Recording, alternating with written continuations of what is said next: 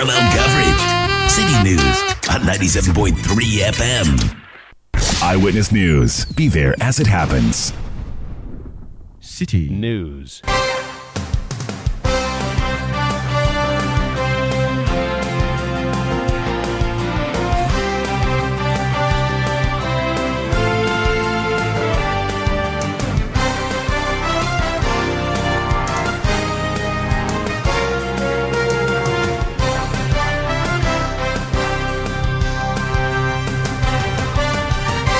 It's 17:30 GMT. This is Eyewitness News on 97.3 Citi FM. I am Umaru Sanda Amadu. Tonight, I'm here with Akosia Oche. And coming up over the next 90 minutes. We lost 3. 42 people were brought here. As we're speaking, we are referring 4.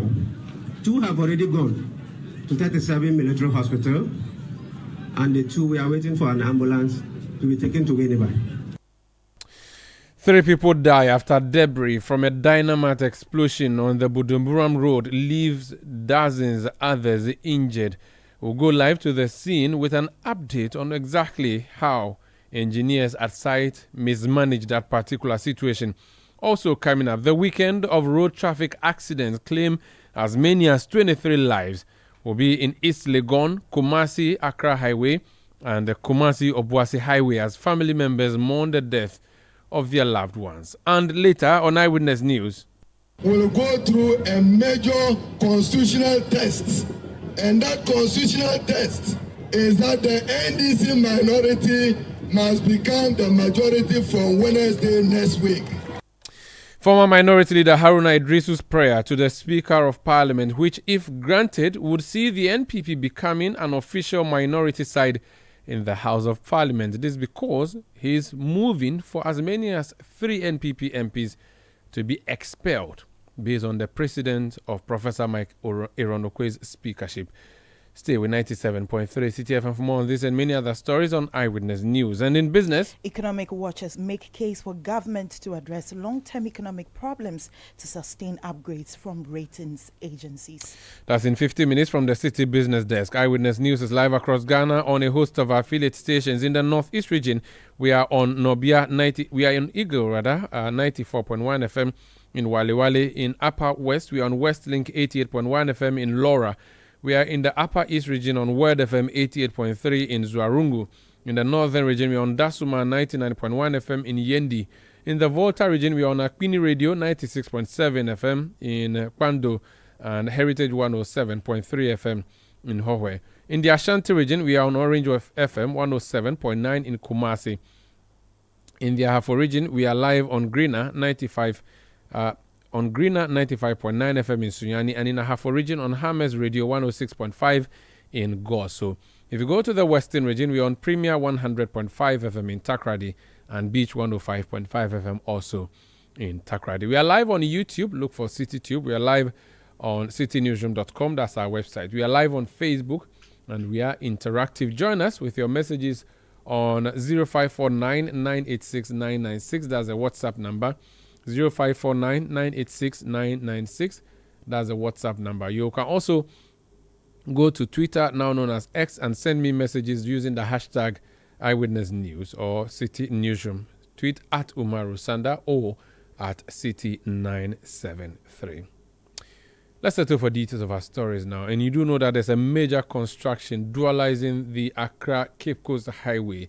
There's a first phase between Kasua and Winneba, and the second phase we're expecting to be from Winneba to Cape Coast. Now, that first phase of Accra, of Kasua to Winneba, we are told has resulted in a very serious accident today. Akosia has a summary of that story for us.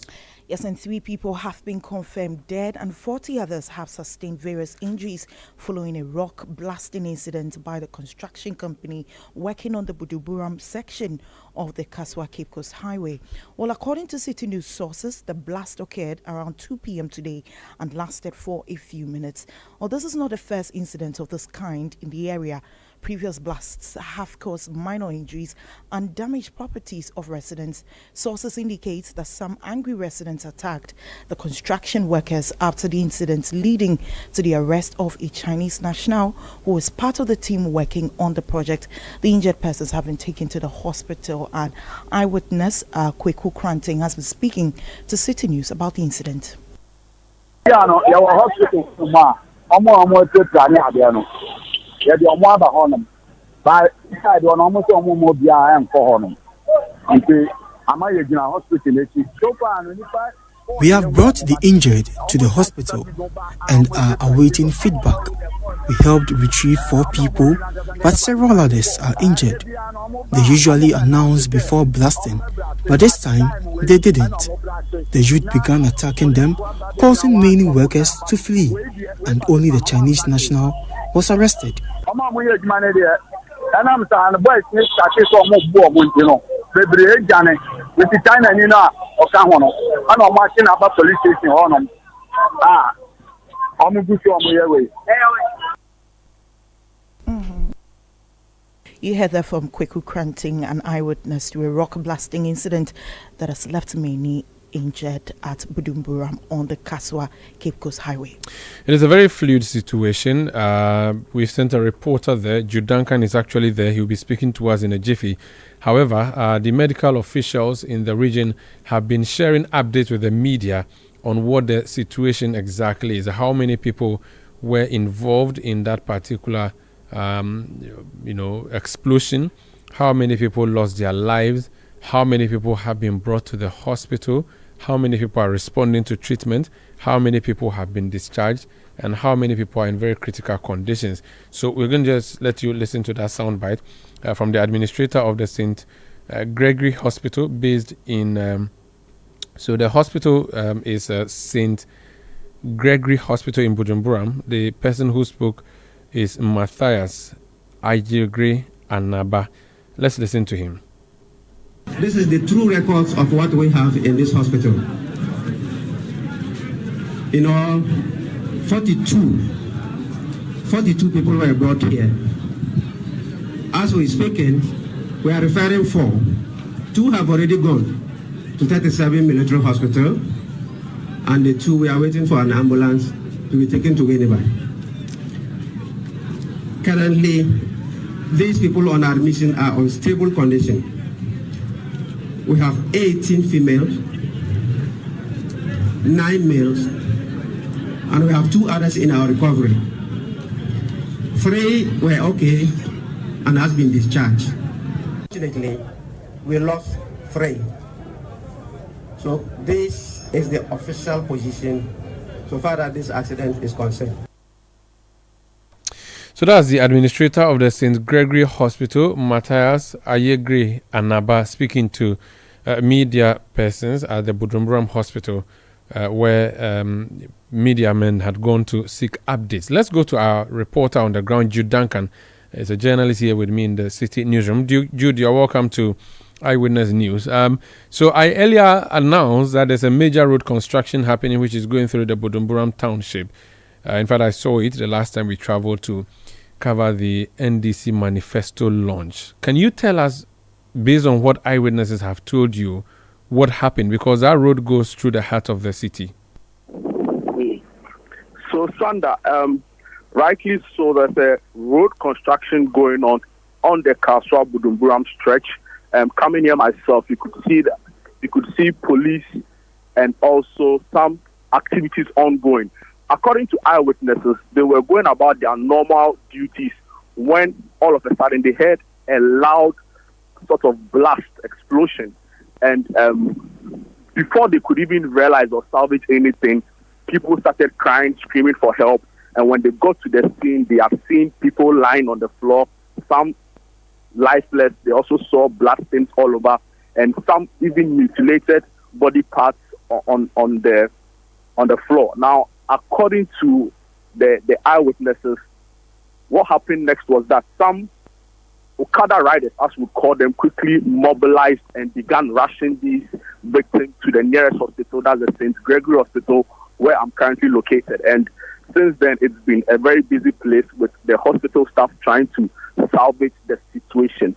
Now, not too long ago, the hospital, through the administrator, Mr. Matthias Anaba, was giving an official update on some of the happenings in the hospital right now, where he mentioned that official number of deaths as a result of the explosion now stands at 3 and not the 10 and 8 being speculated on social media. He also mentioned that 2 other people have been sent to the 37 military hospital because theirs were head injury related, and the nearest specialty center that could work on them was at 37 military hospital, while 2 others are still here at the St. Gregory Hospital waiting for an ambulance to arrive before they are sent to the Winneba Hospital, where they can receive some treatment. Now, Jude, so we've heard from the hospital officials. What about the engineers on site? Have they told us how this could have gone wrong?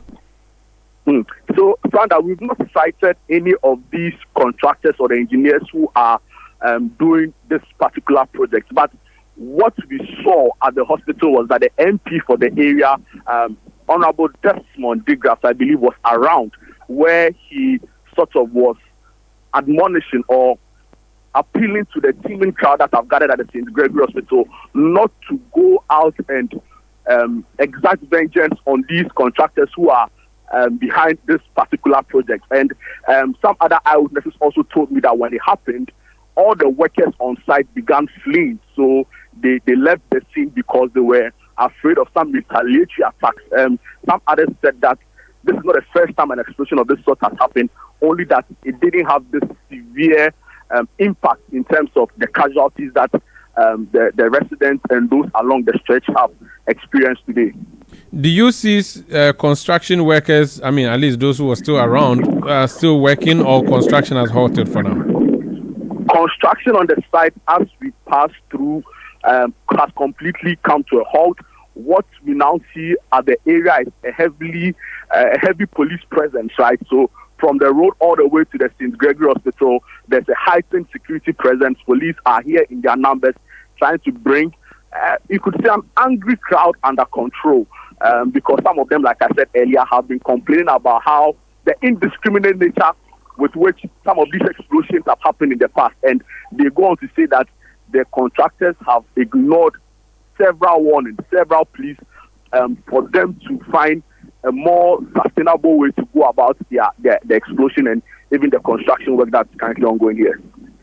Thank you so much, Jude Duncan.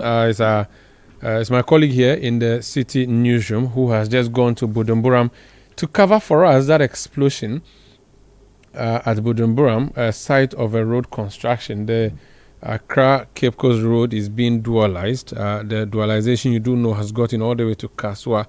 Now, there's a new contract that has been awarded from Kasua towards Winneba. And the last time I traveled on that road, I saw huge construction machinery and also gullies and other diversions of road that I witnessed being undertaken. And then the information is that there was an explosion this afternoon, which may have been a deliberate explosion to create more tunnels or gullies.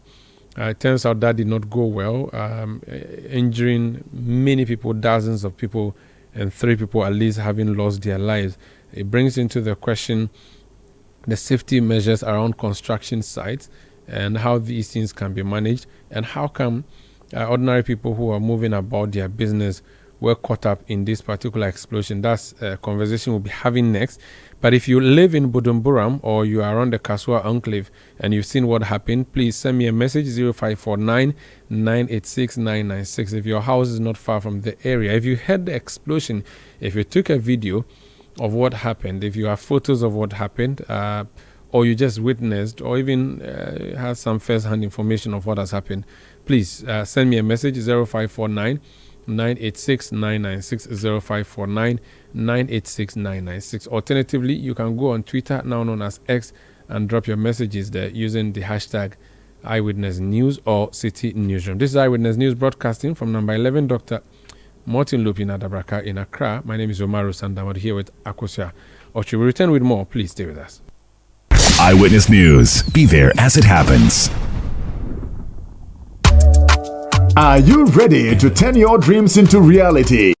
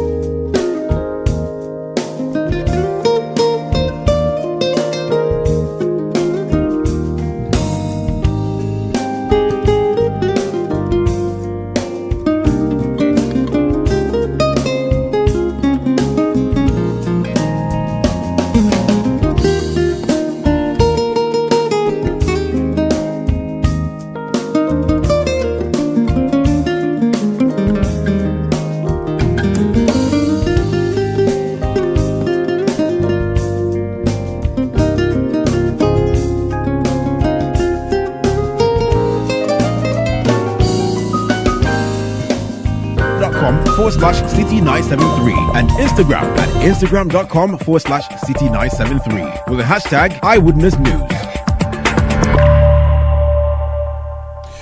You're welcome back. This Eyewitness News on 97.3 Citi FM. Let's bring some of your messages that you've been sending through. Daniel Akpaliok in Sandema says, my heart and prayers are with the victims of the explosion. May the souls of the departed rest peacefully with the Lord. And that's in reference to the story we're bringing you tonight, where 3 persons have died, dozens others injured after a construction site dynamite went off and affecting other persons in the area in Bujumbura, where a road construction is ongoing.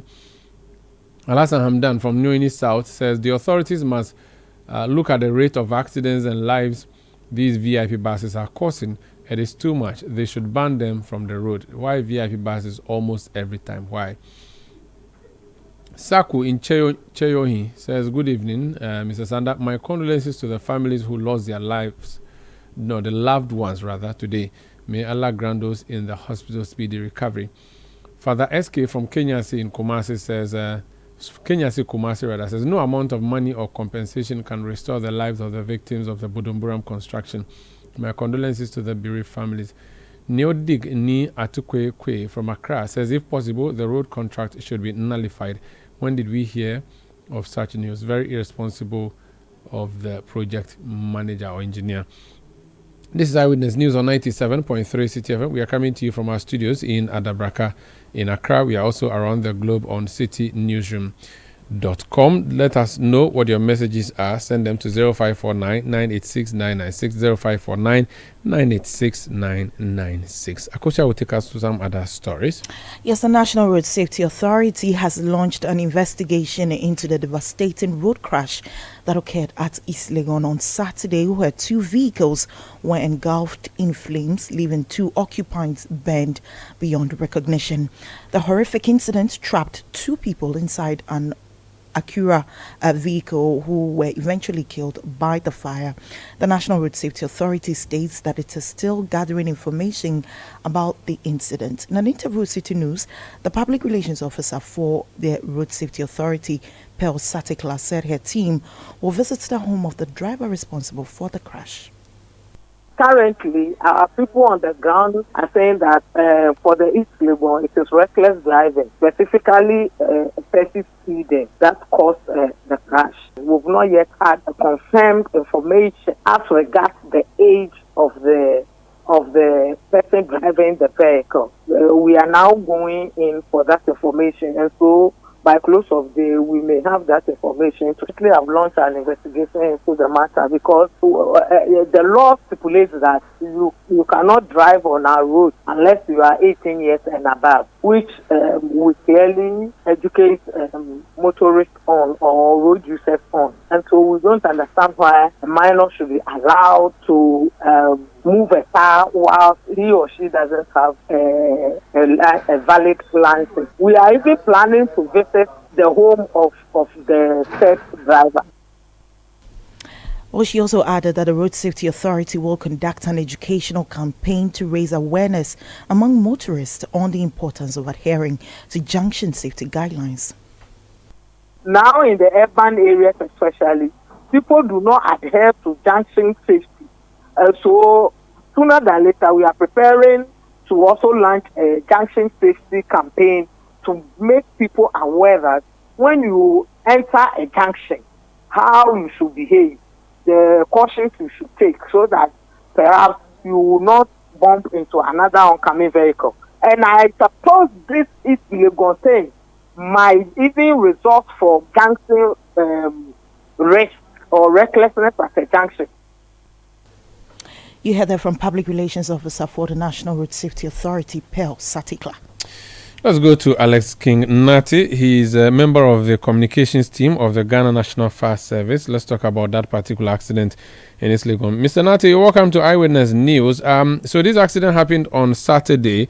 2 persons were burnt beyond recognition in their vehicle when it caught fire, but others have been taken to the hospital. My understanding is that you have gone to the hospital. What can you report, sir? Good evening to yourself and to your listeners. So I didn't personally go. We had an operation officers from Medina going there, and then they briefed me. So a bit of correction with the earlier reports that were put out earlier. So the total number of people involved in the accident were 7. We had 3 people in the Jaguar that got the whole accident started, and we had 4 people in the Acura vehicle that unfortunately lost 2 people. So as we speak right now, 3 of the people who were in the Jaguar are still on admission at the University of Ghana Medical Center receiving treatment, while the 2 who were rescued from the Acura vehicle, that's the driver and then the 11-year-old lady, has fortunately been treated and discharged from the hospital. You are the professional. Can you explain how? Okay, so it was a head-on collision. Where did the fire? It wasn't really a head-on collision. The car hit the vehicle from the back. So the head-on will be when they meet face-to-face, but this one was a direct impact from the back. The vehicle that was hit from the back, was it stationary or moving? So it was stationary at that moment. It was at a junction trying to negotiate a turn. So he was being careful, looking out to the road before he entered. He entered because it was a T-junction. So he wanted to be careful before he entered into the junction. But then, unfortunately, he couldn't check the mirror from the back to see that there was an impending danger. So the collision forced the vehicle into the other lane. And from our preliminary investigations, realized that there was a wooden electricity pole that was situated there. So the impact forced the vehicle to hit the electricity pole, thereby causing the wires from the electricity pole to fall on the vehicle, sparking a fire. And then due to the collision, there was abundance of petrol and fuel all over the floor. So the little source of spark caused that fire that got out of hand. So the fire was from the explosion. It wasn't an external fire. No, so it wasn't really an explosion. It was a spark. But due to the abundance of fuel in there, that is what caused the fire to get out of hand. What would be your advice to motorists, of course, who are listening? Typically, this is not your thing as far as service, but again, there's National Road Safety Authority. But what would be your advice to motorists who are moving on their daily business on our streets? Okay, so contrary, it's our thing because, that's why a few people had problems with telecasting what we do, but it's just a means to let people know that whenever there's an accident and humans are trapped or people are trapped in a vehicle, whether dead or alive, it's the job of the Ghana National Fire Service to retrieve the body if they are dead and to rescue people if they are still breathing. So it's still our field, and then so realize that all the accidents that happened at Obuasi, Kumasi over the past week, it was our officers who were on the ground carrying out the rescue. So would advise that people should be much more careful. I know we are all guilty of this when we are at a junction or we are in traffic. That's why we take advantage to check our messages and check our missed calls. So that's thing. We should rather take opportunity to look into the rear mirrors to see the impending dangers ahead, behind us or close to us, so that we'll be able to see if there's any danger ahead and work hard to find a way to avert or save ourselves from any impending danger. Thank you so much for speaking to us. But before you go, this may not be related to this particular one, but I'm interested in huge stationary vehicles that are left unattended on our highways. In the past, there was an attempt to get those huge tow trucks to be advantage points to be towing them. As a fire service, I don't know if there's any role you play in educating the public and possibly moving those vehicles from there, because some of them account for these accidents that we are recording. And again, the issue of fire extinguishers in vehicles, how important are they? Okay, so I'm glad you brought up the issue of fire extinguishers. So, interviews I've granted today, I stressed on the point that when this fire happened, for instance, a lot of cars passed by. Some had extinguishers, some didn't. The few that had extinguishers didn't even know how to operationalize these extinguishers. So it's important that our stations are accessible. You can easily go to any station for them to educate you on how to use a fire extinguisher. Secondly, if a police stops you and inspects your fire extinguisher, please do not allow the police officer to engage your extinguisher, because the extinguisher, we have types of extinguishers, but the one we normally have in vehicles are the dry powder extinguishers, and those ones use air pressure. Once you engage it, the pressure is out, and it becomes redundant when there's an emergency. So please, when the police stops you, there are ways to check if your extinguisher works. Also, if you see fire coming from your bonnet, you don't, I know people panic and then open their bonnet. That's a wrong move. What you do is that you gently open the bonnet, maybe a centimeter, and then apply your extinguisher in there. Because the more you open the bonnet, you are allowing air to come into the bonnet to exacerbate the fire. So these are things that people need to know. And then, yes, we are very much accessible. Please get fire extinguishers. When you see any fire from your car, if you can call on the fire service. The unfortunate thing is that our stations are not so enough. I was looking at the incident at East Legon, for instance. When the accident happened at East Legon, the appliance that responded came all the way from Medina to East Legon, because as big as East Legon is, I think I mentioned it on your show the last time, that we don't have a single fire station all through East Legon to Santor, to East Legon Hills, to Ajengano. We don't have a single fire station there. So if you see a problem like this, do what to call us on time, and then if you can, try to manage the situation before we arrive. And once we arrive, you would have our experts analysis, and we'll make sure that you are safe. Thank you so much for speaking to us. That's Alex King Nati. He's a member of the communications team of the Ghana National Fire Service. This Eyewitness News on 97.3 Citi FM. Akosia, what else do you have? So 14 people, including 3 children, have died, while others were injured after a VIP bus traveling from Kumasi to Enchi in the Western region fell into a ditch on the Kumasi-Obuasi highway. All the driver, now deceased, veered off the road and landed into a ditch at Kwapia near Obuasi on the highway. The injured were sent to a nearby health facility in Obuasi, and the dead were deposited in the mortuary.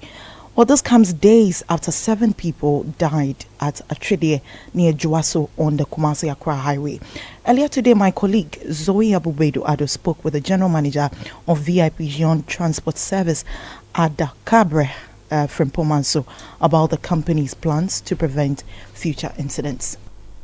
Directors have resolved that the VIP, they are going to employ inspectors on the highway, have inspectors on the highway between Kumasi and Accra, the highway between Kumasi and Techimai Tamale, and the highway between Bebiani, Western North Serioso, and then inspectors on the highway between Accra and Takrady to Takwa.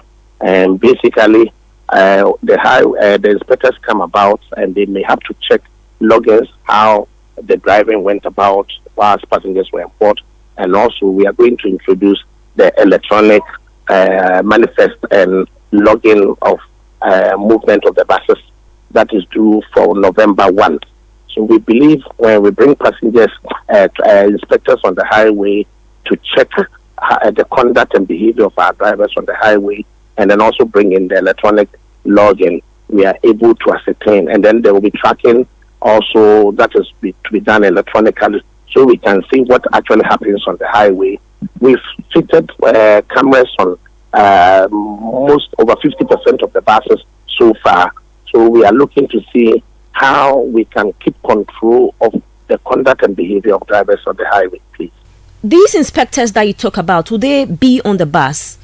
No, the inspectors will be on the highway, and we are looking to employ retired personnel from the police MTTD, and then they will be stationed on a stretch, so the driver wouldn't know where the inspector would be, but at least we would have one inspector on the stretch who can accost the coach anytime on that particular stretch. You heard from my colleague Zoe Abubedu-Ado in that interview with the general manager of VIP Yaw Transport Service at Dakabre Frempomanso. Eyewitness News. Be there as it happens. So Hajiawache didn't come today too.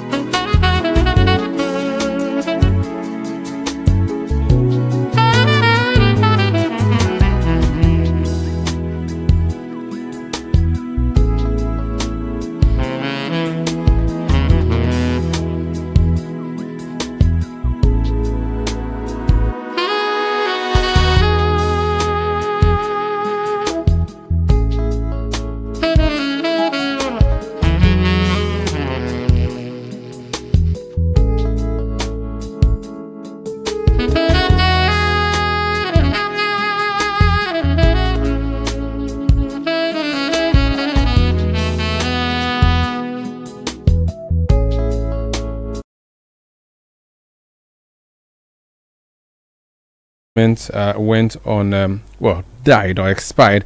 The member of parliament at the time, who is now deputy speaker of parliament, Andre Esiama, was sent packing out of the house. And this was because he had decided to run as an independent candidate in his constituency, Formina Ezed. Now, at the time, he was a member of the NPP, and because he decided to run independent, an application was brought before the House to the Speaker at the time, Professor Michael Ronokwe, asking that he be sent out of the chamber, and that happened. Now, many years on, he's in the House as an independent MP, but caucusing with the NPP side. It appears that a number of NPP MPs who are, have fallen out with the NPP and may be running as independent candidates in the 2024 election. Now, the former minority leader MP for Tamale South, Haruna Idrisu, says that he would invoke Article 97(1)G of the Constitution, the 1992 Constitution, to compel the majority side, those MPs on the majority side, to be removed from the House because they have decided to go independent. Now, he references the Member of Parliament for Aguna West, Cynthia Morrison, and two other members of Parliament from the side of the ruling party who are seeking re-election as independent candidates. Now, Haruna Idrisu made the case for the MPs to be removed so that the NDC becomes majority and MPP becomes minority. Let's listen to him. On Tuesday, the Parliament of Ghana will reconvene. And when it reconvenes, I am very certain that Parliament and Ghana will go through a major constitutional test. And that constitutional test is that the NDC minority must become the majority from Wednesday next week. I assume, and this must happen if there is constitutional and legal proprietary in Ghana. Because any nuanced interpretation of Article 97 to provides that if a member of parliament on a political party ticket like MPP defects and fails to be independent, that MP ceases to be member of parliament.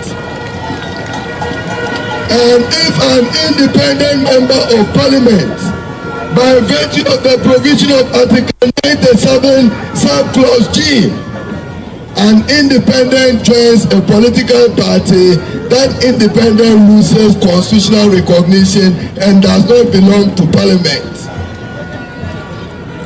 And even if an NDC candidate, MP, defects to become an independent, he ceases to be a member of parliament. Therefore, we will invoke the Speaker's proper and true interpretation of Article 97 by our standing order. So that's Haruna Idrisu. He's Tamale South MP and former minority leader. So that's a call that he intends to make, and he says by next Wednesday, the NDC should be majority based on precedent. Let me go on the phone line and speak to Dennis Opoku-Ansah, popularly known as OPK. He's NPP MP from Praeso. You're welcome to Eyewitness News, sir. Thank you. I'm surprised that my good friend Davis, forgive me. It's my mind. My mind is playing games with me. You have to bring me one big fat cow. No, I will come to Price. So we'll deal with it at next Kweu. Apologies. So Honorable Davis Opoku-Ansah, forgive me. Now, your former leader is saying that the same brush that you used to paint the current Deputy Speaker of the House should be used to paint the other MPs on your side who have decided to go independent. What do you say to that? Yeah. Well, I think first of all, let me say a very good evening to your listeners. I respectfully offer a contrary opinion to what my senior colleague, Honorable Haruna Idrisu, has suggested. In fact, as we speak, in this 8th Parliament, none of the 275 members of Parliament have declared or have intended to cross carpet to the other side. All the 137 MPs on both sides are loyally stuck to the various caucuses. We have one independent candidate, and I think it remains as such. So to say that when Parliament resumes tomorrow, it's going to trigger Article 97, for me, 1G it's untenable. I think that it was on a political platform, and I'm sure that Haruna wanted to excite his base. Yes, there's what we call precedent, and one may cite what happened to Honorable Andrew Esiama in the last Parliament. But I believe that the rulings of the Speaker, the decisions of the Speaker, are merely opinions, and for me, it should remain as such. What is at play, especially judging from the Zenato case, is that the Constitution of the Republic of Ghana, the 1992 Constitution, should remain supreme. And the Constitution says that it is only when the Member of Parliament, while serving as an MP, decides to cross the carpet, decides to leave the party, decides to resign from the party.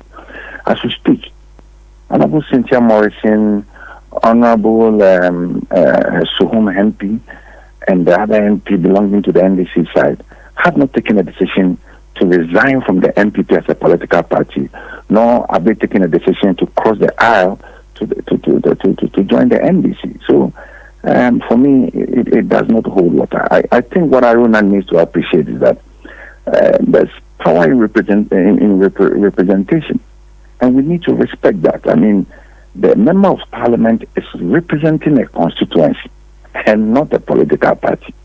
If a political party's decision, a political party's constitution says that, I mean, once you decide to contest as an independent candidate, you forfeit your membership of the political party. That is the decision of the political party. And in the Zenato case, we clearly have been told that the political party's constitution does not hold when it comes to issues of constitutional when it comes to the Constitution. So I'm surprised that my senior colleague would want to advance such an argument, but like I said, he was speaking on a political platform, and I'm sure that he wanted to excite the base. But I mean, the issue of a member of parliament ceasing to be a member of parliament has not come in at all. And Honorable Cynthia Morrison remains the MP for his constituency. Honorable Sumo MP also remains the MP for their constituency. What they have sought to do is that in the near future election before us, in trying to represent their various constituencies in the next parliament, they have decided that they will do so as an independent candidate. Same with the current independent candidate that we have in parliament. He has not written to the NPP to bring him back to the NPP. That is not what he has done. You see, the political party's constitution grants the party's highest decision body, and in this case, let me speak for the NPP. So even after you have gone through your primaries, the National Executive Committee, the National Council of the party, can decide that for one or two reasons, you will not be the candidate for the party in a particular constituency. Because for them, they appoint. And in the same breath, the party can go and appoint somebody who is not even a member of the party to represent them. So you remember that in Bimbila, when there was a by-election, the current defense minister, who was not a member of the NPP, was picked to represent the NPP in the constituency. And so to say that you need to only be an NPP member before the party selects you as a candidate to represent them in a particular constituency, for me, does not hold. And Honorable Haruna Idrisu and the NDC side should not trigger any such clause, should not trigger any such thing in Parliament. Already the 137 Parliament that we have is causing a lot of problems. I mean, we have less than 3 months on election, and we are praying that we see this Parliament through for Ghanaians to decide. And I strongly urge him that it is not proper, it is unconstitutional to want to say that an MP who has duly been elected by the people, not by the party, he was elected by the people, and decides in a future election to contest on a different ticket, who seems to be a member of Parliament. For me, I beg to differ. Okay, I have a quick question for you. Just answer yes or no.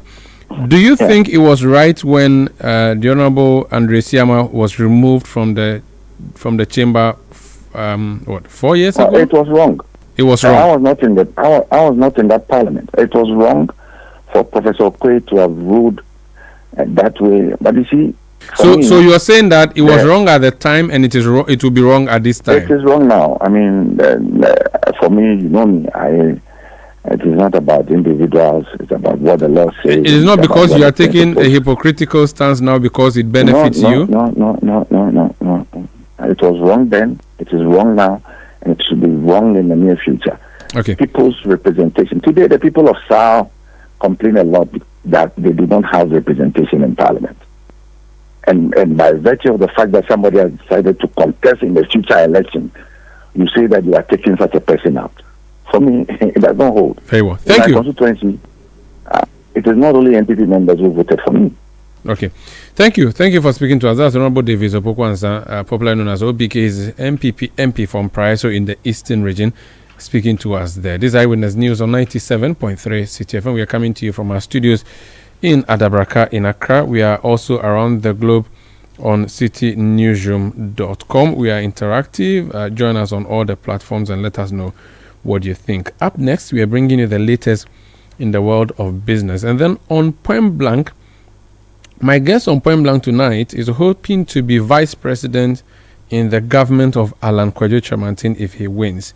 They are on the movement for change, the yellow. Kwame Usudanso is my guest, running mate of Alan Kyerematen. Please stay with us. Let your voice be heard on Eyewitness News on Facebook at facebook.com/Citi97.3, Twitter at twitter.com/Citi973, and Instagram at instagram.com/Citi973 with the hashtag Eyewitness News.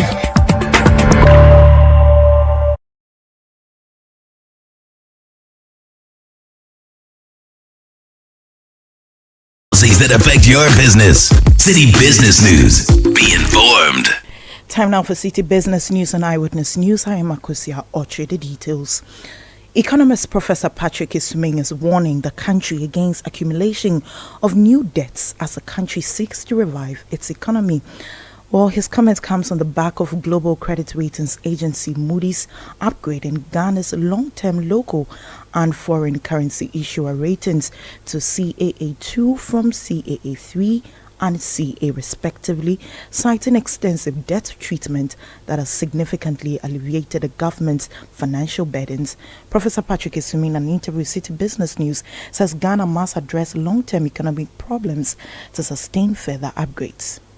If by securing more funding, you mean going back to the international capital market to borrow? The answer is none, because we've signed a program with the IMF that prevents us from doing any commercial borrowing until we finish the program. So this doesn't mean that we are back to the international capital market to borrow. That doesn't mean that at all. In any case, that's not what we should be thinking about. I think we should be thinking about fixing the problems of the economy. And then, of course, the debt restructuring has brought some relief, which is great, but we shouldn't, we should be worried about accumulating new debt and the rate of debt accumulation. And then we should focus on fixing the long-term difficulties in the economy.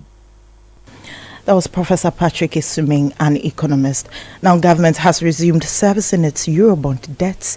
Or this follows a successful completion of its exchange program with bondholders. $520 million has been paid, which includes $120 million consent fee to incentivize bondholders who agreed to exchange their old bonds. There's more in the following report. City Business News understands that the Eurobond debt service began last week Friday. It comprises $320 million in coupon payments that were previously frozen due to a debt service freeze announced in 2022. Government successfully restructured $13 billion in Eurobond debt with 98% consent solicitation, paving the way for these resumption of payments. With the restructuring deal finalized, the government plans to begin regular coupon payments to bondholders in January 2025, followed by another in July 2025. The Bank of Ghana has already assured of sufficient dollar reserves to support these debt repayments. Recently, Finance Minister Dr. Mohamed Amin Adam also said government is establishing a sinking fund to ease the fiscal burden during the repayments period. In the meantime, repayments to bilateral creditors are expected to commence in 2026. That was a news desk report filed by Neti Ajaho. Now, global leaders in residence and citizenship planning, Henley and Partners, is set to hold its maiden migration investment roadshow in Accra. All the events slated for Tuesday, October 15, will bring together diverse investors, entrepreneurs, and business leaders to discuss investment opportunities around immigration and citizenship programs in various countries and provide insights into the growing trend of global mobility and the benefits of investment migration. Grace Arthur is a consultant at Henley and Partners, and she's been speaking to City Business News. On Tuesday, 15th October, we are hosting the Henley and Partners West Africa Roadshow, the Accra edition, at Kempinski Hotel. And this event promises to be very insightful, very informative. And we are bringing together global experts to discuss investment migration opportunities, which is tailored for the Ghanaian investor and West African investors. We will be covering investment programs such as Portugal, Spain, US, Canada, and the Caribbeans. We will have two panel discussions, and the first one will focus on global mobility, and we will have our partners coming in, so there will be experts coming from our global firms. That was voice of Grace Arthur, a consultant at Henley and Partners. Well, that's how we wrap up the Monday edition of the City Business News on Eyewitness News. I'm Akosia Oche. Stay with us. Up next is Point Blank. Let your voice be heard on Eyewitness News on Facebook at facebook.com/City97.3, Twitter at twitter.com/City973, and Instagram at Instagram.com/City973 with the hashtag Eyewitness News. Oh, jump on now. Go. Gogomi, and what time when you come back where I don't hear the sound of your car? Why you buy new car? No, I not change my car. It be the same ride. It be the fuel way I change. Way one shouts it. Ever since I started using the all-new Excellium Premium Fuel, fortified with 3-in-1 action. Oh, Joe, now my car they run like electric car. No, it's so. This is the type of fuel where they want to. Because now engine they cost. Where they want for way if I buy it, it go protect my engine. And with the small way I buy, I go drive, sir. Absolutely. It's like strapping a turbocharger to your engine and giving it a protector. And what they bust my mind, Seth, be the 3-in-1 action, no? Excellium, they prevent up to 99% of deposit. It be anti-wear, some be anti-corrosion. Won't pay when I open them. Hey, so where can I find this magical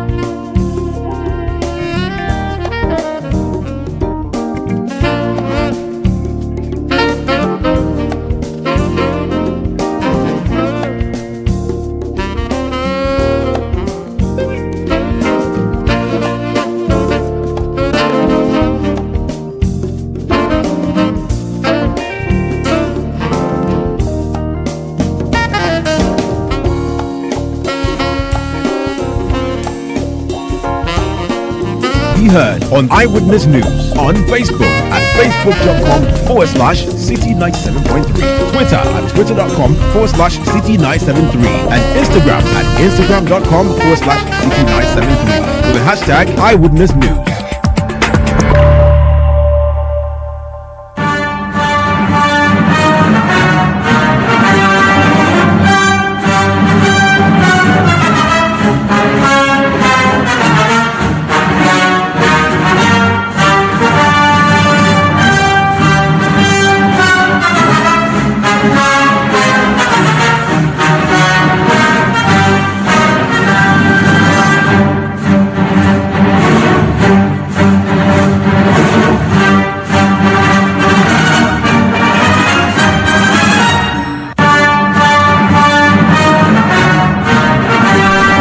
This is Point Blank on Eyewitness News. My name is Umaru Sanda Amadu. Let me say Point Blank is proudly sponsored by Kivo Pepe Moko Shoe. Just say Meko, that's I didn't know Moko Shoe. Okay, Moko Hot Pepper. Kivo Pepe is the brand you should look for when you go to the market to prepare your stews, your soups. Moko Shoe. Kivo Pepe. And my guest tonight, on this hot edition of Point Blank, he wants to be Vice President of the Republic. He's using a route that is not a popular one that you may know about. It's neither the elephant's route nor the umbrella's route. He's using the butterfly, a very fragile animal. Growing up as a child, we touched feathers or wings of butterflies and they become immobile. So how is he going to do that? Kwame Owusu-Danso, aka KOD, lawyer, is my guest on Point Blank. You're welcome. Umaru, thank you very kindly. How are you doing, sir? I'm well. I'm doing well. Just tired. You're tired already? I mean, yeah, the roads are terrible. Yeah. So obviously, we want us to pay you for 4 years and in fact for life. So you have to be tired first. Yeah, well. Yeah, I'm sure there's a proverb that says "Umbrea unya" or something like that. I didn't want to use that word. But how is it going? Well, it's been absolutely phenomenal. Okay. Just that, I did not expect to experience the kind of challenges that people have, particularly within the rural communities. 3 months ago, did you think or know or imagine that you would be a running mate to a presidential candidate in a very serious election and as a possibility? Never. You didn't think so? Never crossed my mind. Who are you? Who is Kwame Owusu-Danso? Well, I'm a lawyer, first of all. Once upon a time, an entertainer. Okay, what kind of entertainment? I was a musician. Which for those for those who don't know, we want to. Well, so between 2008 and 2012, I was a hip life musician. Okay. I did the popular song called Golo Golo, featuring Tiny. This was after we won the Nescafe African Revelations. And so, that was the first What song. was the stage name that you used? Echo. ECHO, Echo, yeah. So, Ngolo Golo. Wale Wale. So, I've done everything that a young man, growing up in a very humble home would do. Once upon a time, I was a mate. A trotro mate? In Abra, in the central region. I was a footballer when I was living in Asante Mampong. Of course, a studio rat. I've done all of that. Journalist, lawyer, youth advocate, and where did you practice your journalism? In terms of the media houses, Pan-African Television. Okay, so that's where you. That's what. So I mean, I did X Live on TV3. I hosted the morning show on Capital TV. I hosted The Profiler on Hits FM. Okay, and then I did. Pan-African Television's morning show, but also a corporate person because I worked with Airtel for 2 years and currently the General Manager Corporate Affairs and Legal Trasaco Group. Yes. So before you became a lawyer and a journalist, you must have gone to a secondary school, basic school. Where did you grow up? Where did you school? I grew up partly in Asante Mampong. Is that where you are from, or you just happen to be there? That's because my dad was a police officer. We're transferred. You were moving from? Yeah, absolutely. Okay. So I grew up in Asante Mampong. That's where I started. But that's where he was posted. Where's your hometown? Yes, I'm from Akabuem in Oti region. Oh, okay. And then my dad is you're from Guan? Yes, my dad is from Oti. My mom is from Elmina. Okay. So that's where I'm from. But I grew up in Asante Mampong and then came to Achim. So which basic school did you go to? In Asante Mampo, I attended Senior International School, and then went to Mamtek Primary Junior Secondary School, and then we were transferred. So I continued in Achimasafo Methodist Junior Secondary School, and then I attended Achimasafo Secondary School. That's where you finished? Yes. And went to which university? K University from there. So you went to K University, yes. Studied what? Sociology. Sociology. Yes. And after that, what did you do? After did you do that, other degrees? No. So after that, I did music. I went straight into music. So you went straight into music. Is it something that you wanted to do from childhood, or just... I had the passion for it, particularly because in Achimasaf we had like a group, you know, and I thought that I had a talent, so I could harness that talent. So that is what I wanted to do right after university, especially also because it was difficult getting a job after university. So I decided to just tap into my talent. I see. And then, you know. Why did you kill the music career, or the career died on its own? Both. You were not able to produce another hit song after that one. You know how difficult it is to produce a hit song, because then what you think may be a hit song may not necessarily resonate with the people. Exactly. So after Golo Golo, we did another song with Iwan called Shokoli. It was also a banger, but then we could not keep up, because then it was very difficult. You know, we produced quite some good songs, but people just didn't feel the vibe. And so yeah, I had to. So you hung your microphone. I had to, and it was also very difficult because the money that we made when we released Golo Golo and Shokoli, I had to reinvest the money into videos and studios and things like that, and it was becoming increasingly very difficult for us to survive. So I had to just, you know, hang my boots and then pick up the law. Many years ago, Yoweri Museveni of Uganda was going into an election, and he produced a song, and he was being played around. I don't know, if you become vice president, would you go back to the studio, and if the inspiration comes, and drop us a banger? Yeah, music is such a beautiful thing, and I feel like we've not tapped into that space very well as a nation. And so if I can spearhead something that will generate that desire in people to want to pursue that, why not? I should be the forerunner. But as a person, do you see yourself going back to the studio again? It will be interesting to record with Shatawale and Sarkodie and Stoneboy. I see. Yeah. But right now, there are no lyrics come the head inside. Charlie, right now, there. Yeah, more things to worry. You were on Pan-African TV. Yes, sir. They say that you are in-law to the owner. Yes, is that true? Yeah, absolutely. Also, Chris Price, you're in-law. Yes, oh, nice. Yes. He's a socialist. Yes, he is. Now, have you always been NPP? I have not been NPP. I think I've been more of a Ghanaian than just... Have you ever had a party card? No, never.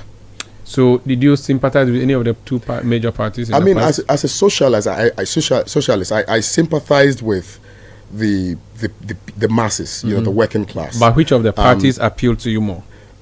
I mean, a party that obviously would want to address the fundamental issues confronting the people is the party that I will identify with. Okay. It doesn't matter which political party. Between NPP and NDC. Between NPP and NDC. In the past 16 years or 20 years or even 30 years, they've been the two relevant parties. Yeah. You would have to identify with either of them. Yeah. Did you identify openly with any of them? I think that it is not something that is desired. I don't believe that you must necessarily follow any political party. The man you are representing, the man you are running with, he has represented the NPP for decades. Yeah. So don't be shy. You mean what the Alan Chairman? Of course, yes. He's been NPP until he left a few months ago. Yeah. So I wanted to just know whether you have been NDC or NPP. No. I've not been NDC. I've not been NPP. And you've not been NPP. Yes, I've tried to be very neutral. I've tried to be very Ghanaian. I've tried to pursue things that will benefit, you know, the Ghanaian people. Those who know me would know that if NDC does good things, I would say it. If NPP does good things, I'll say it. The reason I ask is because with Pan-African TV, working with Chrissy Pratt, you are most likely doing socialist things and maybe to an extent some NDC politics. And then now you are running mate for Alan, who is not traditionally an NDC or socialist background person. How are you marrying that? Yeah, I think that with respect, it would be erroneous to say that we're doing NDC things at Pan-African television. I said to an extent. Yeah. I said socialist. No, to that extent, it's even questionable. I know the question you're asking. I have withdrawn. Well, you're smart enough. I know the question you're asking. But then again, it points to the fact that we are pushing an agenda that should ultimately benefit the people. And that is why I always say this, that because NPP is in government at this material moment, and they've been in power for like 8 years. And within that period, that is when Pan-African Television started. Obviously, they are the government in power, and so when they do things, we should be able to question them for the policies and for the execution of those policies and the sustainability of those policies. And to the extent that it offends them, does not necessarily mean that we cannot do that because it offends them. Once it serves the interest of the people, that is what I believe we should How do. did you become Alan's running mate? Did he call you? Did he email you? Did he just meet you? How did he come to your house? What happened? So were you part of the movement for change before your nomination? Well, I can say that in a way, I identified and still identify with what they stand for now. But in terms of how he contacted me, so he has a program on Pan-African television called Alan Speaks. Okay. Essentially explaining his policies to the Ghanaian people. And I was contacted by one of his people to host it for him. And so when I got the opportunity to host it, then I got deeper into the Great Transformational Plan, and I thought that, well, this is good. It resonates with me, and I think that it is something that if we are able to push, it will best serve the interests of the people. So when I demonstrated that, then subsequently, I think he also fell in love with me because of the way I was asking my questions and the way I was into the policy. So 48 hours to filing, his document. Then on set, he said, when we go for break, I'll tell you something. I said, okay. So we went for that break, and then he said, you are my running mate. Wow. And so he just simply said, tell your wife. Okay, no, wait, I'll tell your wife myself. Wow. So it's, I can say, maybe spontaneous. I don't know. I don't know what was running through his mind, what was going on in his mind. I just think that maybe he just thought that, are aligned to what he stands for and his desires. Did you hesitate in saying, yes, I do? I told him I was going to get back to him because I needed to speak to a few people. In as much as my decision is mine, I feel that my decision should not affect other people who are close to me. So I needed to respect that nexus that I have with my father-in-law, for instance, with my wife, with some of my bosses, and so I had to consult them before arriving at that conclusion. And you decided and announced to him that you are happy to do it? Yes. What do you think you are going to do with Alan? What is your plan? Do you really, genuinely, seriously, and you are a lawyer, if they bring you a case, you can assess your chances of winning. Do you seriously think your ticket is going to win the election? Absolutely. I have very little doubt in my mind. Really? And I'll give you I will tell you why. If you look at the political trajectory of this country, for the past 32 years, we have had the existence of the duopoly, and it has become more like an entrenched political system. That entrenched political system ought to be changed. We have to do something about it. It is precisely the reason why we are experiencing a lot of violence in our elections because of the winner-takes-all syndrome and all of that, because of people's marriage to their political ideology. I mean, I often say that, ideologies are not necessarily to be followed to death. If, for instance, you get to a point where you believe that the ideology departs from what is reasonable, then you must adjust and ensure that you do things that will find expression in that reality that you find yourself in. And so, clearly, I believe that Honorable Alan Kojo Shemantin is the one person who will break that political duopoly, who will break that jinx. And look, I've been to the Oti region, I've been to the Central region, and the message is very loud. People are tired of the duopoly. I'm telling you this for a fact, that people have had enough of 16 years of MPP, 16 years of NDC, the same rhetorics. It's as though we are just recycling, incompetence or recycling unfulfilled promises. Okay. But so you do know that the man you work with has been a very, very significant part of this duopoly. Yeah. So whatever is wrong with this duopoly, he was an architect of that. He served for 8 years in Kufuor's government, 7 years in Akufo-Addo's government out of the last 30 years. 16 years he's been in public office. So if the public space is a mess, if the governance system is a mess, he, who almost became flag bearer 2008 and 2012 later on, should take the blame. So he cannot be the savior of a mess he created. Yeah, well, so I can say that he didn't create any mess, and I'll he explain was why. part of the no, mess. you see, he was part of the creators of the what you call a mess. Yeah, there's collective responsibility, there's individual accountability. I mean, he was only asked to head a particular department, not just a mere department. Trade, an important department like trade. That trade is the fulcrum around which our economy evolves. Yeah, but did he excel? If he excelled, we wouldn't be where we are. Yeah, but of course, I mean, his department may have excelled, but collectively, if you look at, for instance, decisions that ought to be taken by government in ensuring that we have an economy that is robust, that is able to withstand the fortitude of any unforeseeable pressures, right? He couldn't have been the one to take those decisions. We practice an executive system of governance. Ultimately, the buck stops with the president.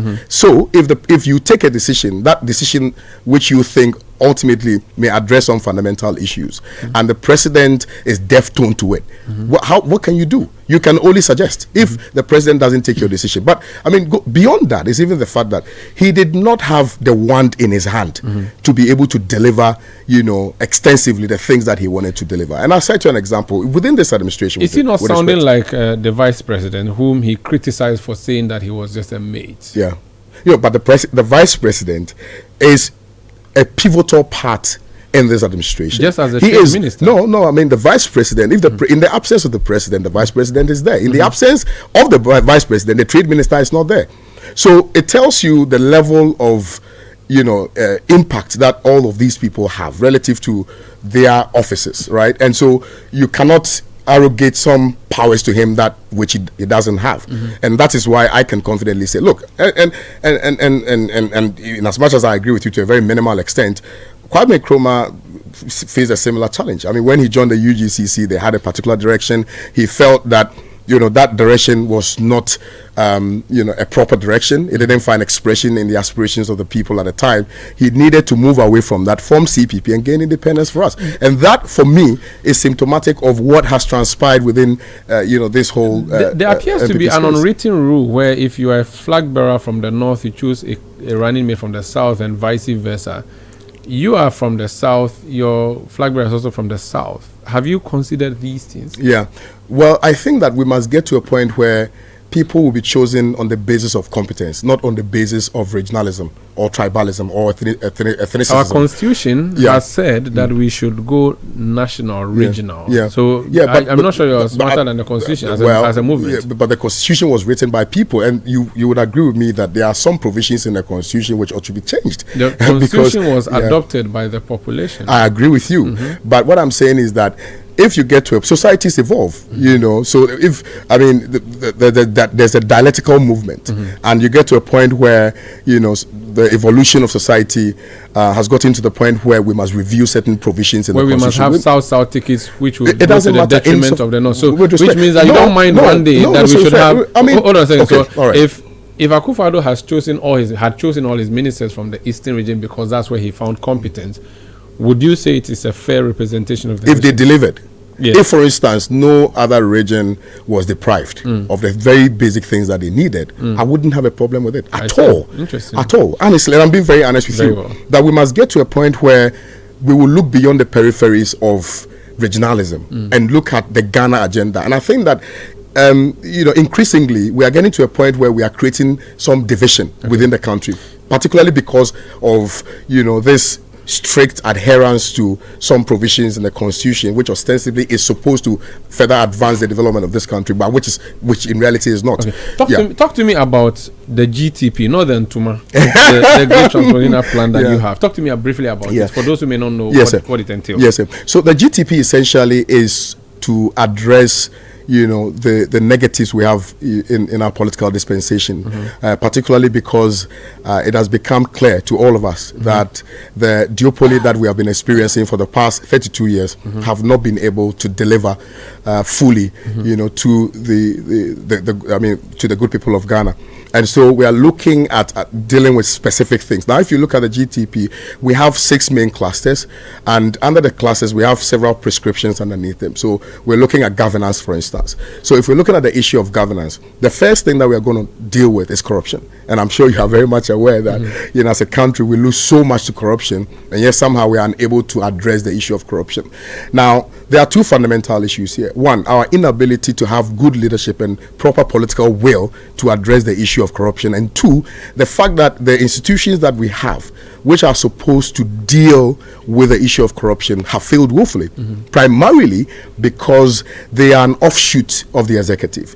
Now, if I say that, I'm saying this to mean that, for instance, if you look at the office of the special prosecutor that was set up for the purposes of dealing with these matters, the office of the special prosecutor, you are well aware, is not independent per se, because it derives its authority from that of the Attorney General, which authority flows directly from Article 88 of the Constitution.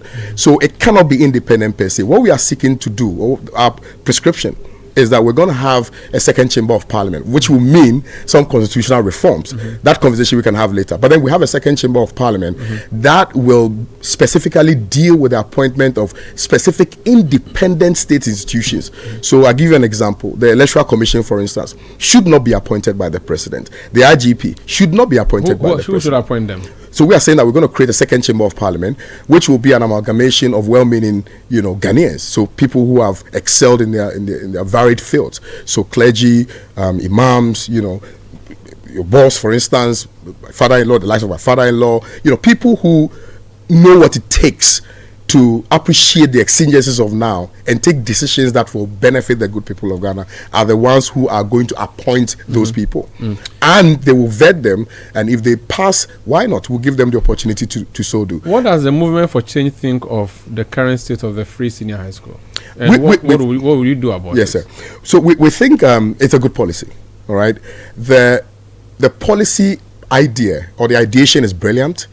The execution and the sustainability bit are the two critical issues that we feel were not really looked at properly, because we should have looked at the number of, for instance, schools that we have, or buildings that we have, or infrastructure that we have relative to the implementation, and then how to sustain that, where we're going to get money to finance that. Now, once we're given the opportunity, we will build on what is already in existence. We're not going to cancel it. We're not going to touch it. We're just going to build on that. It means that we have to build more schools. It means that we need to look for financing to be able to invest in that. We need to look at our curriculum. We need to look at making sure that teachers are comfortable. And so the idea is also even to go beyond SHS, to also look at basic education. That the formative years of a child's brain is as important as the other years. So we are going to make sure that it's sort of like a transition from one to B, but we are going to invest hugely in infrastructure and curriculum and support for teachers. Do you believe in polls? We do believe in polls to the extent that the polls are legitimate. I see. Musa Danquah's latest polls suggest that Cheddar has beaten you again in the race. When was Cheddar, it came this morning. Oh, okay. Now, Cheddar is a new face in all intents and purposes of our national politics.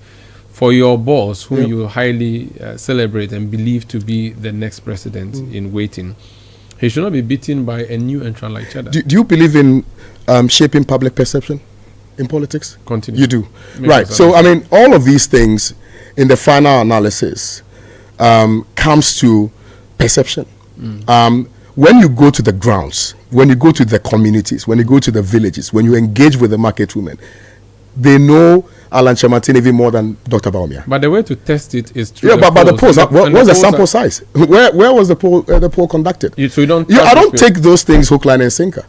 Which poll do you trust in this country? Well, I trust the polls of the people, by a majority of the people. That's election. So, of course, that will be the final. But you said you trust polling. No, I said to the extent that it is legitimate. So you don't think this is legitimate? Well, I think that the conduct, because you chop 4. No, it's not about that. In the final analysis, I think that December 7th will determine whether. Look, there's a radio station in the Ashanti region that conducted its poll as well, and if you look at the number of votes that the people had, in fact, Alan Chamartin beat Baumia in Kumasi. So that's another. But what I'm saying is that in the final analysis, the ultimate deciders of who ultimately will lead them is the people. And so, we're waiting for December 7th. We have to go. A few things. Yes, sir. When did you turn 40? I turned 40 this year, March. Yeah. Okay, so you are qualified to run as president. A gossip has sent me a message. He says, your guest nearly contested the NDC primaries for Commander Edna Egwafu Ebrim, KEA. Yeah. Please ask him. Yeah, as an independent candidate. No, it depends at NDC. No. I never declared to contest on a ticket of the NDC. For KE? Never. As a matter of fact, what I did was I organized health screening for my people in Elmina. I built sheds for the fisher folk in Elmina, and they approached me that they were tired of the duopoly. And this was before 2020? This was before 2020 So elections. you tried to contest as an independent? Yeah, absolutely. In KE. And I think that we should encourage a lot more. But you didn't do it? No, I didn't do it. Then I got Makola. So you went to law school. You chose the law school over the people. No. I'm telling you I needed to know. No. No. They actually told me that, I mean, looking at where we are now, it is better to go and acquire some knowledge so that I can help the constituency. KOD Kwame Owusu Danso Esquire, running mate. By the way, congratulations. Thank you. Congratulations. It's not, you've done well. Let's leave it there. Thank you so much. So that's Alan Koyo Chamante's running mate in the upcoming election. They are filed. They've been accepted by the Electoral Commission, and they are on the ballot. Forgive me again. What your ballot position? Oh, number 13. Asiero. Don't ever forget. No. I shouldn't. Asiero. I just want I'll bring you the advert. Bring advert. So that we'll do that. Wish you all the best. Thank you so much for joining us. This has been Point Blank on Eyewitness News, brought to you by Kivo Pepe Moko Shoe. My name is Umaru Sanda Amadu. I did this with Akosia Otri. Production by Kwabna Wilson and Beverly London, as well as Sami Wiafe. Technical support from Daniel Squashy. New media support from Yimano Owusu. We'll be back tomorrow at 17:30 GMT. Thank you for listening. It's a Monday, so I'm leaving you in the hands of Samuel Atamensa, who brings you Footprint.